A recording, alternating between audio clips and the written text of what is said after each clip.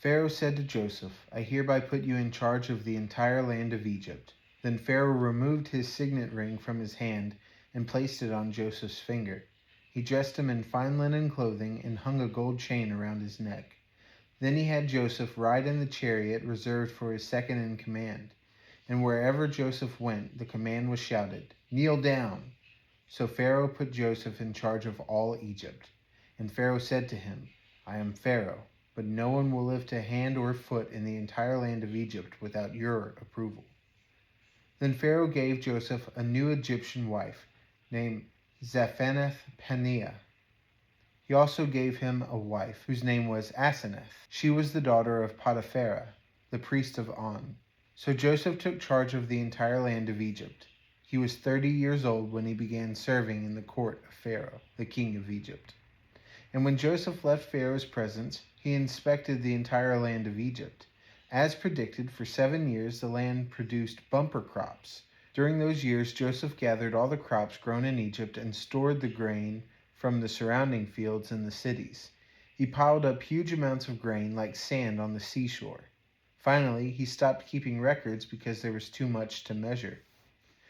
During this time, before the first of the famine years, 2 sons were born to Joseph and his wife Asenath, the daughter of Potiphera, the priest of On. Joseph named his older son Manasseh, for he said, God has made me forget all my troubles and everyone in my father's family. Joseph named his second son Ephraim, for he said, God has made me fruitful in this land of my grief. At last the 7 years of bumper crops throughout the land of Egypt came to an end. Then the 7 years of famine began, just as Joseph had predicted. The famine also struck all the surrounding countries, but throughout Egypt there was plenty of food. Eventually, however, the famine spread throughout the land of Egypt as well. And when the people cried out to Pharaoh for food, he told them, Go to Joseph and do whatever he tells you. So with severe famine everywhere, Joseph opened up the storehouses and distributed grain to the Egyptians, for the famine was severe throughout the land of Egypt. And people from all around came to Egypt to buy grain from Joseph, because the famine was severe throughout the world. When Jacob heard that grain was available in Egypt, he said to his sons, Why are you standing around looking at one another? I have heard there is grain in Egypt. Go down there and buy enough grain to keep us alive, otherwise we'll die. So Joseph's 10 older brothers went down to Egypt to buy grain. But Jacob wouldn't let Joseph's younger brother Benjamin go with them, for fear some harm might come to him. So Jacob's son arrived in Egypt along with others to buy food, for the famine was in Canaan as well. Since Joseph was governor of all Egypt and in charge of selling grain to all the people, it was to him that his brothers came.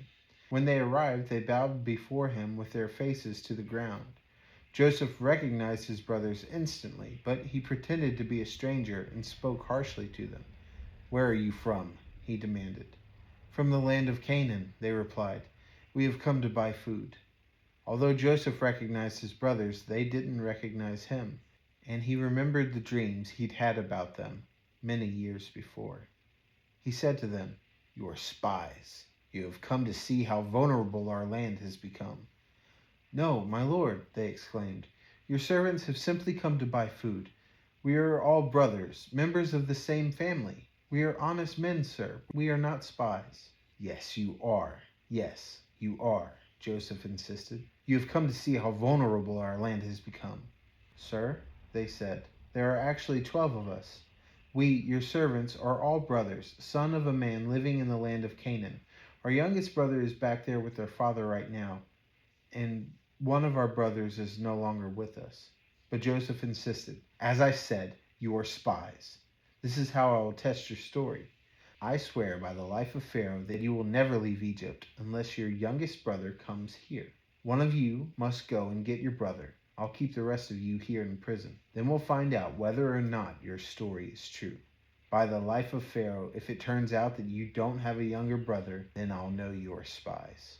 So Joseph put them all in prison for 3 days. On the 3rd day, Joseph said to them, I am a God-fearing man. If you do as I say, you will live. If you really are honest men, choose one of your brothers to remain in prison. The rest of you may go home with grain for your starving families. But you must bring your youngest brother back to me. This will prove that you are telling the truth, and you will not die." To this they agreed. Speaking among themselves, they said, "Clearly we are being punished because of what we did to Joseph long ago. We saw his anguish when he pleaded for his life, but we wouldn't listen. That's why we're in this trouble." "Didn't I tell you not to sin against the boy?" Reuben asked. "But you wouldn't listen, and now we have to answer for his blood." Of course, they didn't know that Joseph understood them, for he had been speaking to them through an interpreter. Now he turned away from them and began to weep. When he regained his composure, he spoke to them again. Then he chose Simeon from among them and had him tied up right before their eyes. Joseph then ordered his servants to fill the men's sacks with grain, but he also gave secret instructions to return each brother's payment at the top of his sack. He also gave them supplies for their journey home. So the brothers loaded their donkeys with the grain and headed for home.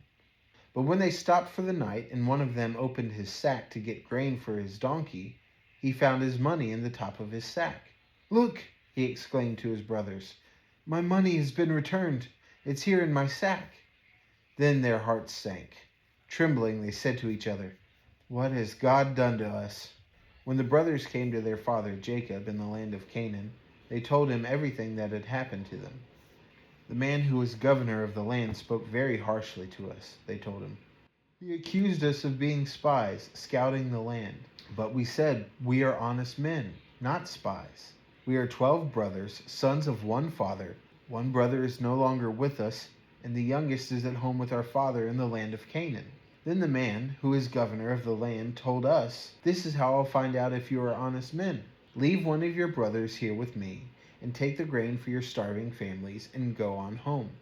But you must bring your youngest brother back to me. Then I will know you are honest men and not spies. Then I will give you back your brother, and you may trade freely in the land.'